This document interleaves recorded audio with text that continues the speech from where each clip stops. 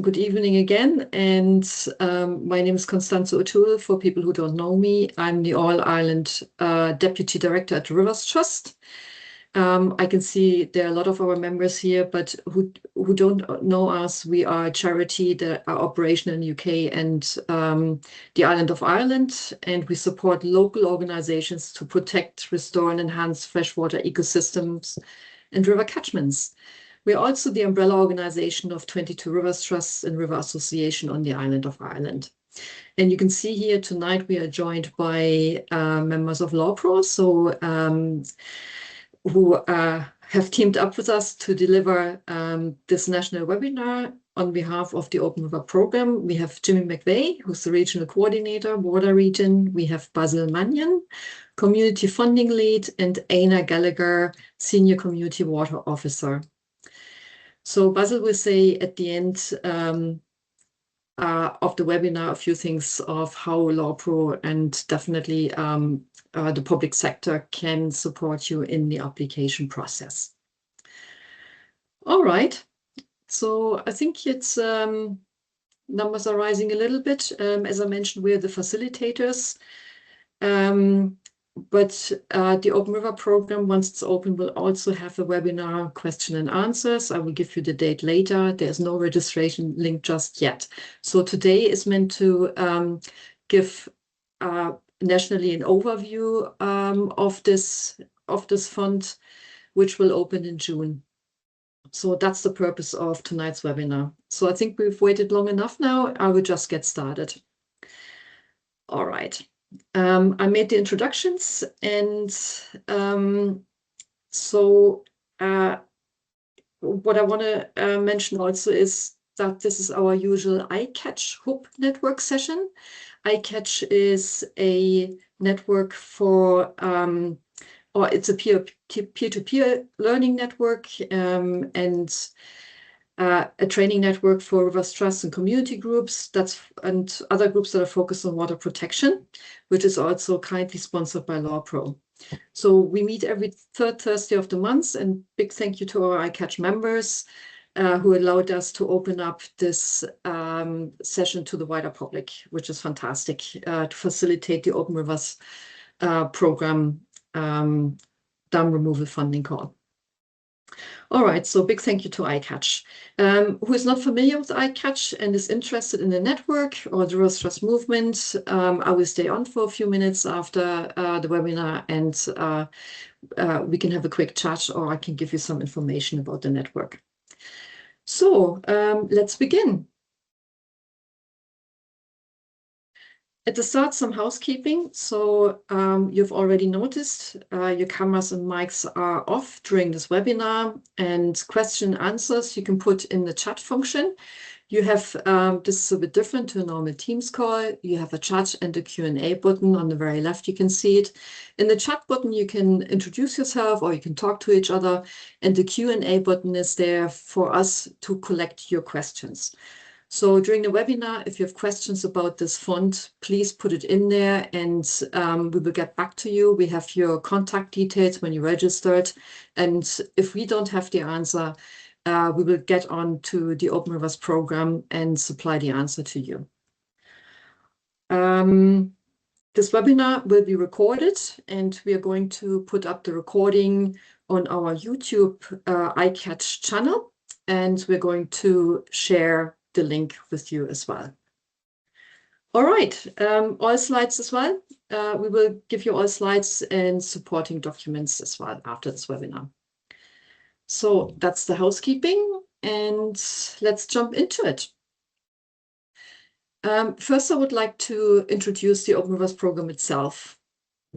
It's a grant-giving organization based in the Netherlands. It was established to restore European rivers fragmented by dams, and it was founded in 2021 with funding from Arcadia, which is a charitable foundation.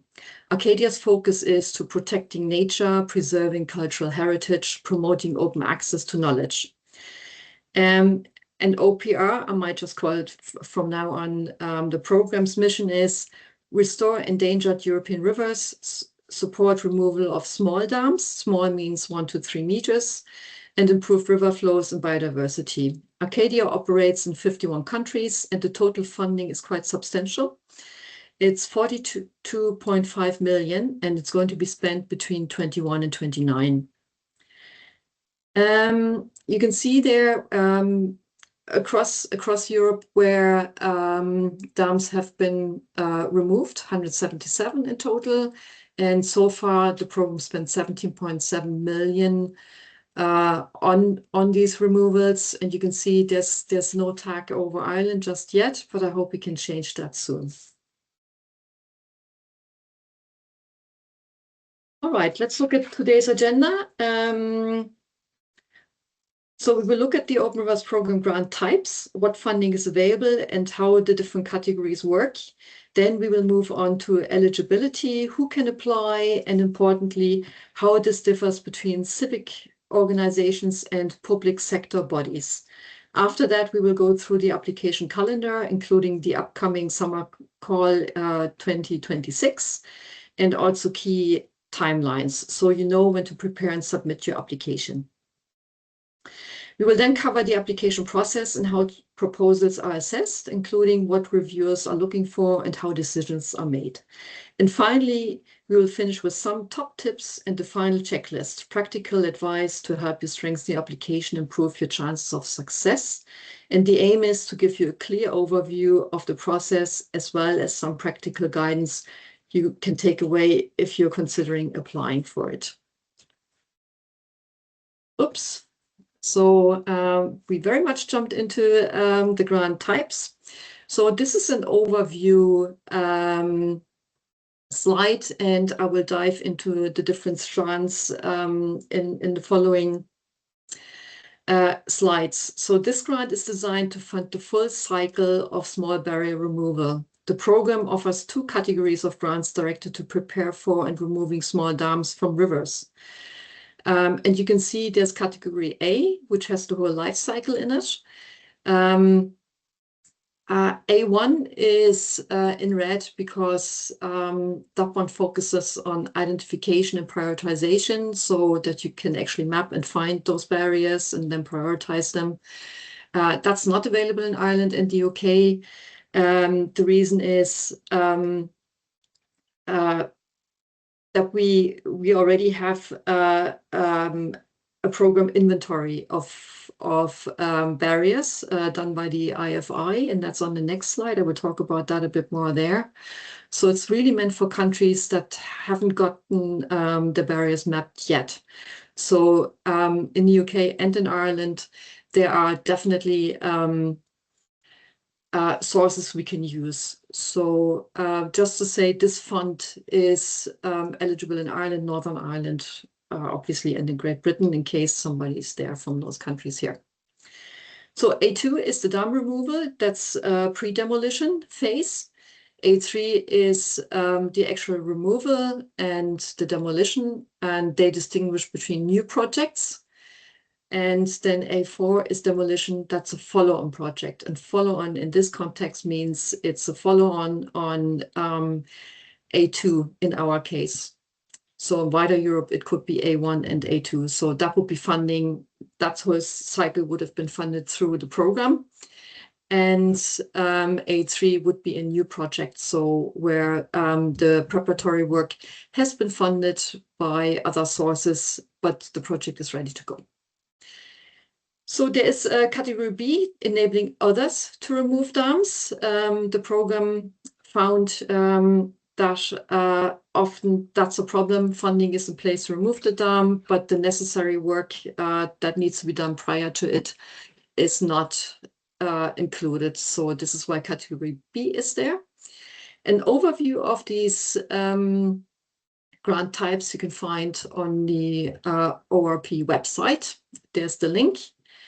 And yeah, so let's move on to the next one. So I promised you a little bit of a deeper dive, because I know it's a lot of different strands we need to distinguish here, and you need to be sure which grant is applicable to you, or what strand are you ready for.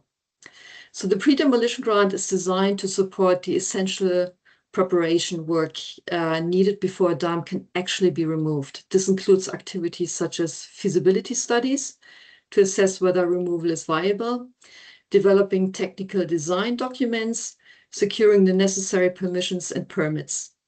The aim is to ensure that projects are fully ready and de-risked before moving to the dam removal stage. Okay. Oh yeah, so we put, sorry, on the right side, we put a little box there. I mentioned earlier A1, that's the barrier identification, is not available, the funding in our country. But you can see we do have a dashboard prepared for us by the IFI. So that's Ireland's barrier inventory. It's GIS-based, and I'm sure LAWPRO or IFI staff can help you if you have a question and want to see if there's a barrier you're interested to remove. Okay. So categories A3 and A4, these are the actual removals, and I already mentioned there's a difference between them. Category A3, which funds demolition directly, where the project is already fully prepared. So it's ready to go. This could mean no pre-demolition work is needed, or that it has been completed using other funding from a third party. The second route, which is category A4, is specifically for projects that have already received ORP funding for preparation through A1 or 2. So that's part of the full cycle this program funds. In that case, A4, yeah, it acts as a follow-on grant, follow-up grant to deliver the removal itself. So in simple terms, A3 is a ready-to-go project. A4 is a project that have progressed through the ORP pipeline. If you're interested to see examples, we put there at the bottom of the slide, we put a link to the program's website, and for each different grant, they have examples from across Europe. That's quite interesting to see the work that has been already done. So the final one the program also funds is category B. So enabling others to remove dams. Those grants are designed to support projects where funding for the actual dam removal has already been secured from another source, from a third party. In these cases, the Open River program focuses on funding the essential preparation work needed to get the project to that stage. This includes, again, feasibility studies, technical design, and securing the necessary permissions and permits. I mentioned that earlier, this grant was developed to assess a common gap where funding for removal is available, but projects cannot progress because the preparatory work has not been resourced. By funding this stage, the program helps unlock dam removal projects that might otherwise stall. So that is the different funding or grant types. And now let's look at the eligibility criteria. Who can apply? So this fund is open to both civic and public sector. The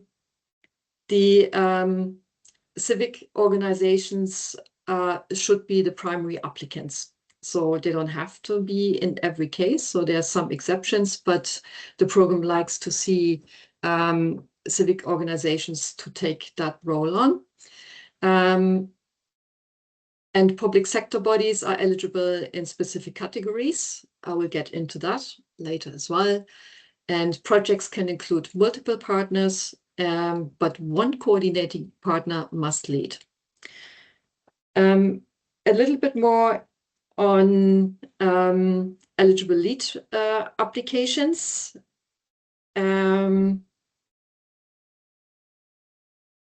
These can be charities or not-for-profit organizations. A public entity that applies, so that's a public sector applicant, can also be a lead partner for category A3, but must provide at least 50% of the project costs, and the program could then contribute up to 50%. So there's also the category of private companies and community groups. They can participate as partners only. So they shouldn't send just an application to the portal. If you fall under that category, you can get onto ORP or just join a partnership. Project and lead applicants must be based in Greater Europe, which we are. So just to give you a little bit more information on the public sector participation, in most cases, NGOs are expected to lead the project while public authorities contribute through co-funding or in-kind support. That means there is no staff time eligible for this grant only for public partners. So, however, public partners can act as the lead partner specifically under dam removal funding. In these cases, I mentioned that already on the previous slide, they have to provide at least 50% of the total cost, with the program contributing the remainder. It's also important that public sector applicants demonstrate practical experience in dam removal and river restoration. And that doesn't just mean general agency experience alone, that's not sufficient. A key objective here is to promote collaboration, ensuring NGOs and other stakeholders are actively involved in delivering projects. And finally, applicants must show what public funding is already available in their country and clearly demonstrate why additional support from the program is needed. So in this slide, I try to show the eligibility across the grant categories for this different type of applicants. And charities and not-for-profit organizations have the broadest access, so they can apply to all grant categories.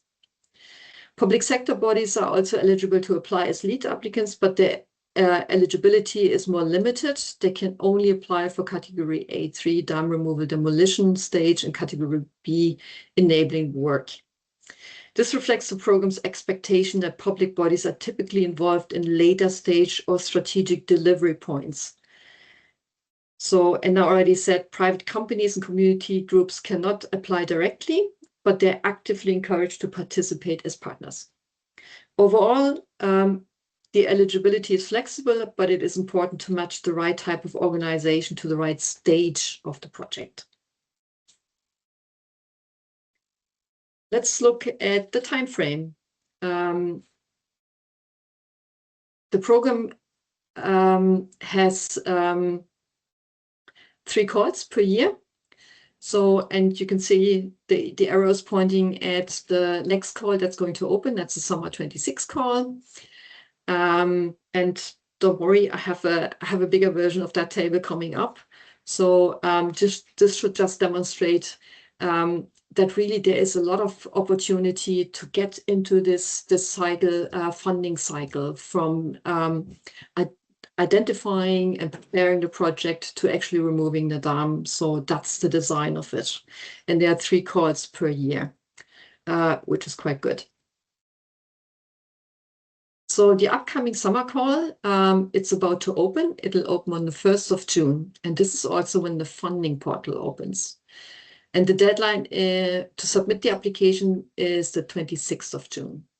So be careful about the time. It's 1 p.m. Central European time, which is noon Irish time.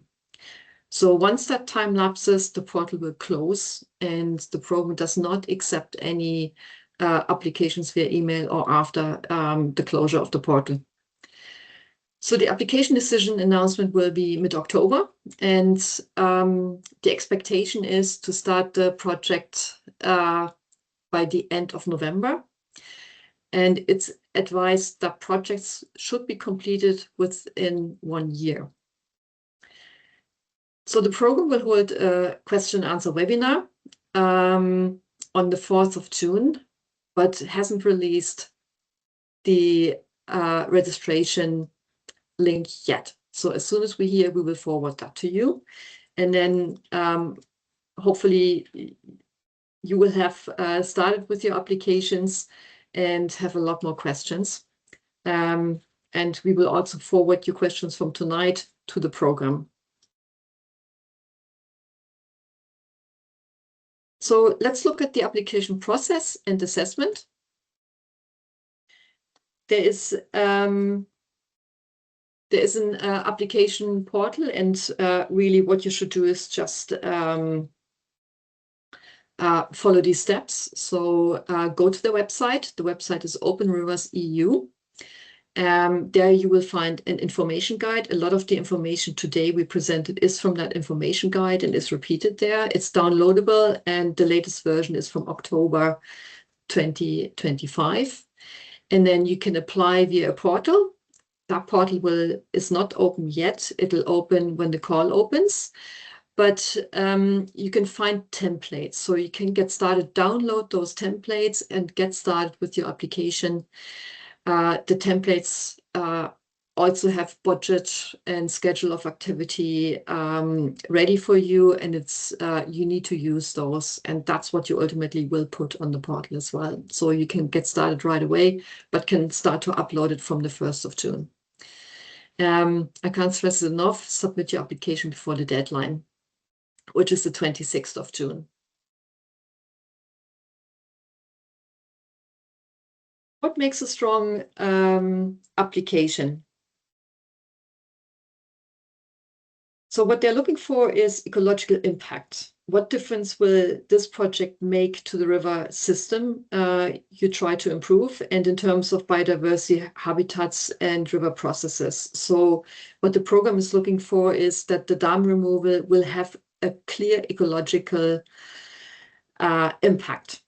And the key metric that's used is connectivity, particularly the kilometers of rivers connected, and projects that open up longer, meaningful stretches of rivers are the stronger applications.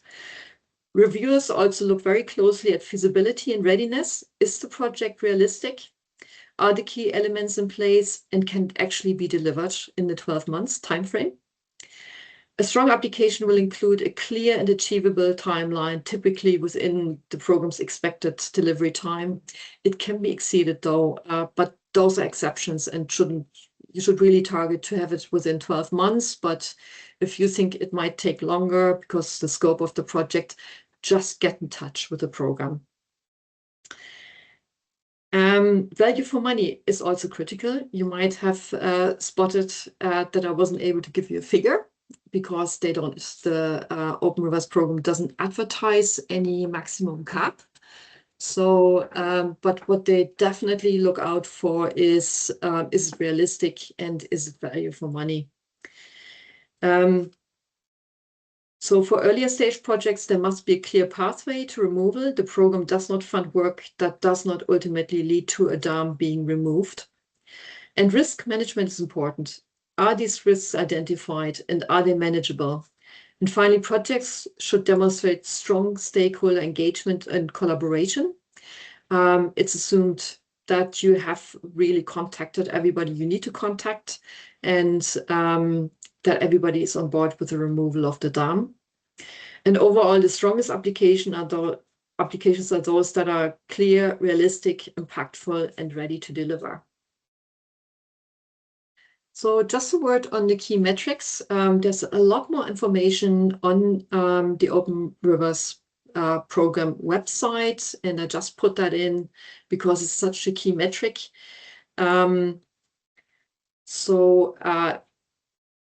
It's the river connectivity that's measured in kilometers. The way it's calculated is quite specific. So the distance is measured from the lowest barrier removed to the next upstream or downstream obstacle. You can see that on the infographic. You will also find that on the website. And it's important to understand what counts as an obstacle. That could be an artificial barrier, such a dam, a weir. Structures even like fish passes, which still count as a barrier in this context, and natural barriers such as waterfalls. So when you're calculating connectivity, you're looking for the next feature that prevents full ecological movement, not just artificial structures. If your project removes the last upstream barrier, then you measure all the way to the river source. Similarly, if it is the last downstream barrier, you measure to the sea or a lake. This means that some projects can open up very significant stretches of river, depending on where the barrier sits within the catchment. The key takeaway here is it's not just about removing a structure. it's about how much river is connected and what ecological opportunity that creates. So the ecological benefit again. There is a figure they give, so the target is 10 kilometers, but there's a minimum of 5 as well. And the longer the stretch that's opened up for the free-flowing river, the stronger the application becomes. And especially if you can prove there's a huge ecological benefit to it for that water body. So finally, let's move on to the top tips and the final checklist. So the program released 10 top tips, and it's first follow the information guide closely. You can download that document from their website, and applications should be clear and concise. It's important to explain what is unique or compelling about your project. Why should this one be funded over others? And on the next slide, I will show to you, and the program mentions they're looking for the wow factor. So for something maybe that's a bit novel, that has an impact, and is compelling. So you also need to clearly justify how you selected your barrier. A strong application must clearly demonstrate ecological significance. This is central to the program's objectives. There must be a clear explanation of how your project will lead to dam removal, especially for pre-demolition stages, and be accurate with location data and strong visuals you provide. So they will look out for that. Budgets and timelines should be complete, realistic, and clearly structured, and use the templates they provide. Reviewers will also assess value for money. Projects that deliver strong ecological impact are highly regarded. And finally, make sure to submit on time. Late applications are not accepted. Okay, you can see the 10 points there. Again, that's on their website. And here is your final checklist. Read the website, information guides, ensure we can't avail of A1. So make sure if you apply for A2, that's the pre-demolition phase, will lead eventually to the demolition if it's a cycle funded by the program itself, A4. If it's a new one, A3. Tell us why your project is ecologically significant. Consider cost-benefit. Viability, low risk, deliver in 1 year, focus on small and obsolete barriers, and have the wow factor. So what happens after you applied? It will be reviewed by the program's management team and the independent grant selection panel. And you can learn more about the assessment process in the information guide. The outcome of your application will be communicated by the program. You saw the timelines, that's mid-November for the summer call. There's a really, really good section on the website, and they have a frequently asked questions section.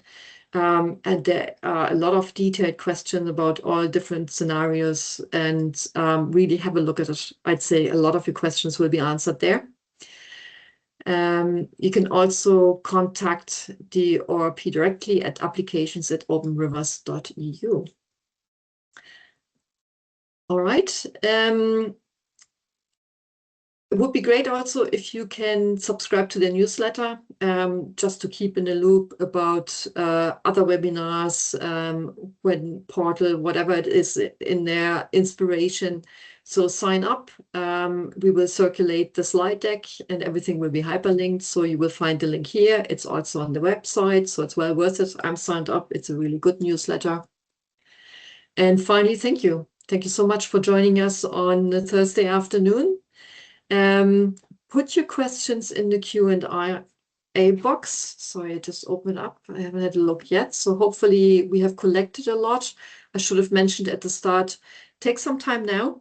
We finished early with the presentation. Take some time now and have a look if questions are coming up. You can actually upvote them, so you can highlight them. Otherwise, if you can't think of a question now and you have follow-up questions when you get the slides, you can always send them to us or directly to applications at openrivers.eu. You can send them to myself, Constance O'Toole at the Rivers Trust, LAWPRO related ones as well to Basel, or your community water officer. And there's the link to the frequently asked questions. And also, I just have to say, so hopefully we got everything right tonight. We are the facilitators of this program, and we tried our best. But it's best to consult the program's own website as well.